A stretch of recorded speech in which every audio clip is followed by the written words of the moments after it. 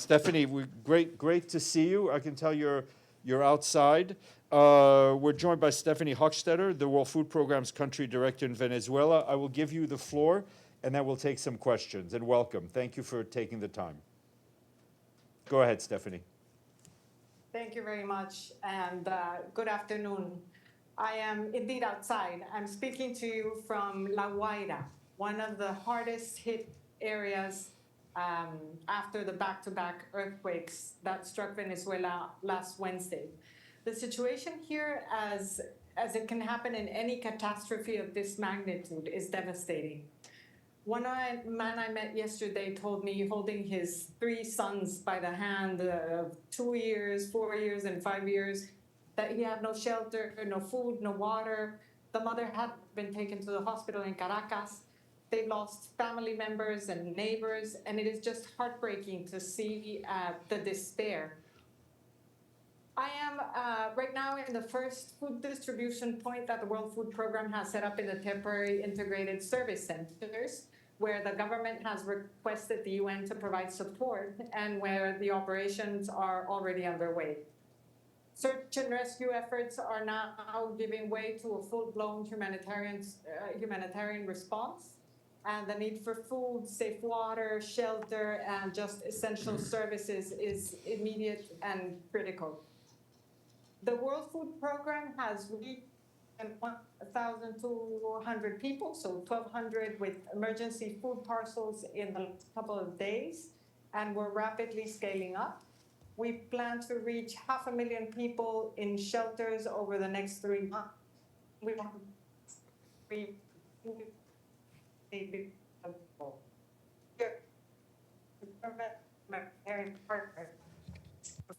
food distribution and integrate to in one place, so food assistance, other critical needs. This has been possible thanks to the full collaboration of the authorities and also at local level. Our teams in the field have met people who have said that, they are now concerned of how to get food on a daily basis. Some of them still cook, but it's currently difficult to buy food in the current context, which is why we're also providing food to them to cook, and we're also providing ready-to-eat food. WFP has more than 3,000 metric tons of food in country, so that's enough to feed more than 10,000 families for 2 months, and we are procuring additional supplies. There is food availability in Venezuela, so we are procuring locally. And in addition, we have available stocks in Colombia that can be rapidly reallocated to support the emergency response. The ports of Puerto Cabello and La Guaira remain fully operational. So if we need, there is the option of additional shipments. More than 1,400 metric tons of partner relief items are also pre-positioned at the WFP-managed humanitarian response depot in Panama, and it's ready for dispatch. And WFP has an unmatched logistical footprint in the states hardest hit by the earthquakes and across the region. So in coordination with the authorities, scaling up will be possible very quickly. The earthquakes have struck many families, some of which are already struggling to afford basic food. And now with their livelihoods shattered, the infrastructure severely damaged, many face very real danger of being pushed further into hardship. And what we have learned from other earthquakes of this magnitude is that when the spotlight fades, the needs do not. And this is why we are calling from the onset for sustained support to ensure that families are not trapped in a prolonged cycle of food insecurity. Our initial appeal is of $50 million to provide life-saving food assistance up to 500,000 people over the next 3 months, along with critical logistics and emergency communication support.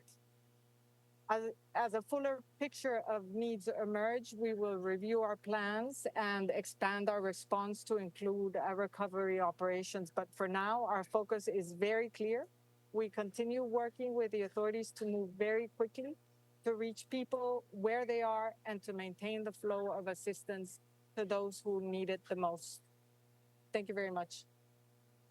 Thank you very much. We'll take some questions. Gabriel?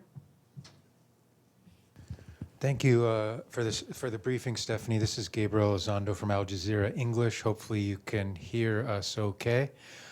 It sounds like from WFP's perspective, where a lot of the pre-positioned stocks we're at are really helping get what you need to people that need it. It sounds like the response has been, all things considered, pretty effective. At least that's my assessment on your briefing. Can you just tell us two things? What is the main challenge that you're facing now, number one? And number two, what's the situation with the international airport in Caracas? Is it operational or not? And is that really affecting your work at all? It sounds like it's not, given the ports are open, but can you just clarify that? But particularly what the main challenge is? Thank you. I think the challenges are, as in any other catastrophe of this magnitude, it's just the setting up and reaching the people as quickly as possible. The pre-positioning of food in the country did help very much because we already had the food in the country. But at the same time, we're not sure how, to the extent of the need. So we are working with our colleagues in Colombia to get the food we need eventually in case of need. So it's moving as in any emergency of this size. As for the airport, I understand it's not, no commercial flights are going in. Commercial flights are flying into Valencia, and ports are functioning, but for humanitarian assistance only. Thank you. Ibtisam, then Evelyn. Thank you. My name is Ibtisam Azim, Al Arab Al Jadid newspaper. I have a follow-up on the food issue. So how long do you, like the estimation you have, the food you have is going to be enough for how long, like which period of time? And then what about other needs? I know it's not WFP, like, are you working with other organizations, UN organizations, regarding other needs to meet them? Thank you.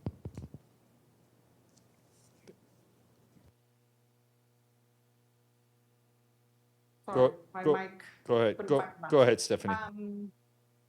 No, like I said, this is our initial response is for 10,000 families, and we will feed them right here in the country, in La Guaira, and then we will assess the other states, because it's not, La Guaira is the hardest hit. It is where the majority of buildings were just toppled. It was very a touristic area of the country, and therefore the level, the concentration of population is greater than in other areas.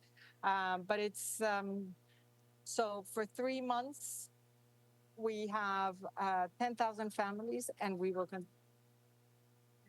what we have in the country. But as I said before, we are procuring more. And if we don't have enough in the country, depending on the needs we find, we can bring in from Colombia. As for the integrated response, we are working very closely with all of the humanitarian partners to make sure that these centers where the government has asked us to integrate services cover all the needs: medicines, care, psychological support, food, water, electricity, telecommunications. So it's slowly shelter, everything that is required to help people, you know, at the outset or just for now, and until a more permanent solution is found, so that they have the necessary support in for all services that they might require to have them here concentrated. Of course, there will be communities that are further to reach, and those will have to have a different kind of approach where we will need to get there because the distances won't be, they won't be able to travel to the integrated centers. Over. Thank you. Evelyn? Thank you very much. Evelyn Leopold, Hammarskjöld Fund for Journalists. Was the country functioning properly before the quakes, before the disaster?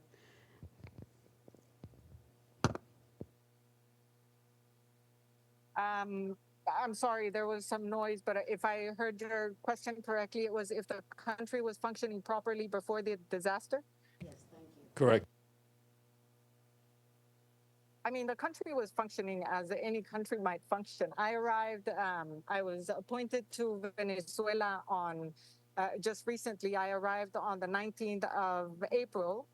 I arrived in the airport of Maiquetía, you know, regular services. The city works as any other city. I was looking for an apartment to settle down. The office is working. Our programs were flowing.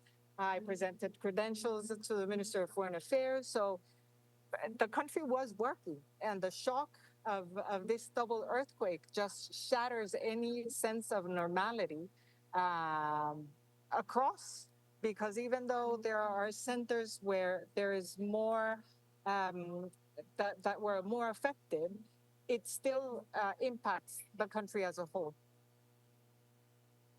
Thank you. Noreen? Thank you very much. My name is Noreen Hussein with IPS News.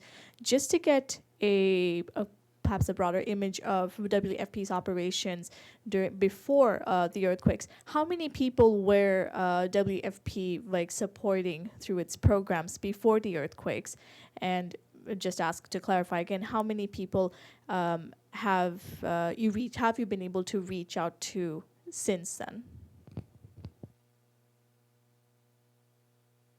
So before the emergency, WFP's operation was reaching 500,000 people through school meals program and community interventions. And now there's a shift in that we will need to integrate this emergency response as quickly as possible. We've already attended 1,200 people in the past few days, and we will continue to scale up as needed.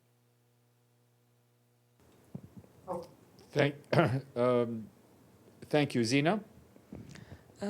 Thank you. I'm Zina for Yemen Free and Homeland News. My question is the budget that you are planning to spend in this crisis, because the damage looks severe damages. Do you think that the budget that you have now will carry all this disaster?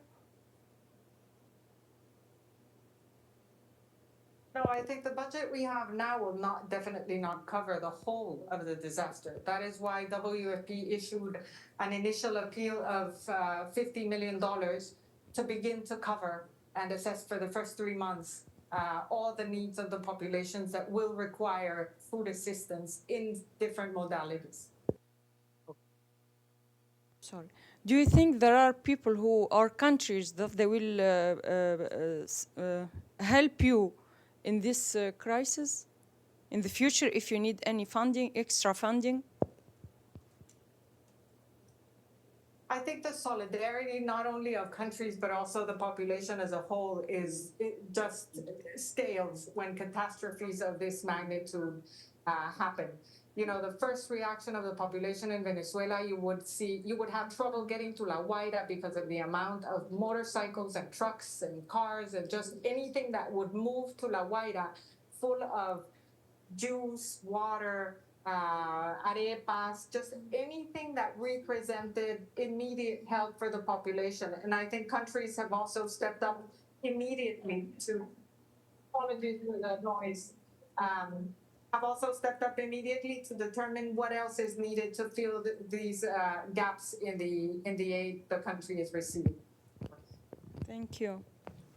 Great. Stephanie, thank you so much for taking the time. I know you have a lot of stuff to do, but we really appreciate you taking a few minutes to talk to the journalist here. We wish you and the whole UN family the best, and we thank you for everything you're doing. We hope to see you back soon. Thank you very much. Bye.